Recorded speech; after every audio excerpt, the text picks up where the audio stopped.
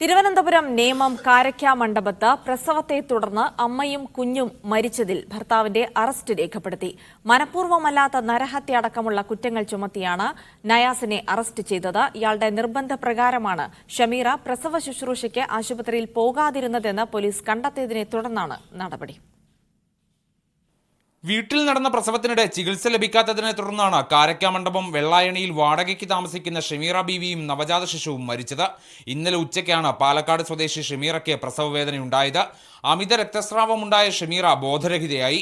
ഉടൻ തന്നെ പ്രദേശവാസികൾ കിള്ളിപ്പാലത്തെ സ്വകാര്യ ആശുപത്രിയിൽ എത്തിച്ചെങ്കിലും മാതാവും കുഞ്ഞും മരിച്ചിരുന്നു. അക്യുപങ്ചർ ചികിത്സയാണ് ഷമീറയ്ക്ക് നൽകിയിരുന്നതെന്നാണ് പ്രാഥമിക വിവരമെന്ന് പോലീസ് അറിയിച്ചു. അക്യുപങ്ചർ ചികിത്സ അറിയാവുന്ന നയാസിന്റെ ആദ്യ ഭാര്യയിലെ മകളെയും ഷമീറയ്ക്ക് അക്യുപങ്ചർ ചികിത്സ നൽകിയ ഭീമാപ്പള്ളിയിൽ ക്ലിനിക്ക് നടത്തുന്ന വെഞ്ഞാറമൂട് സ്വദേശി ഷിഹാബുദ്ദീനെയും ചോദ്യം ചെയ്യുമെന്ന് പോലീസ് അറിയിച്ചു. വീട്ടിൽ പ്രസവിക്കാൻ നയാസ് നിർബന്ധിച്ചെന്നാണ് പോലീസിന് ലഭിച്ച മൊഴി. നിയമവിരുദ്ധമായി പ്രവർത്തിക്കുന്ന അക്യുപങ്ചർ കേന്ദ്രങ്ങൾക്കെതിരെ നടപടിയുണ്ടാകുമെന്ന് മന്ത്രി വി ശിവൻകുട്ടി വ്യക്തമാക്കി. അംഗീകാരമില്ലാതെ ഇത്തരം ചികിത്സാ കേന്ദ്രങ്ങൾ ഏതെല്ലാം പ്രദേശത്ത് നടത്തുന്നുണ്ടെന്ന് സംബന്ധിച്ചിടത്തോളം ഈ സംഭവത്തിന്റെ അടിസ്ഥാനത്തിൽ ഒരു പരിശോധന നടത്തേണ്ടതായിട്ട് ആവശ്യമുണ്ട്.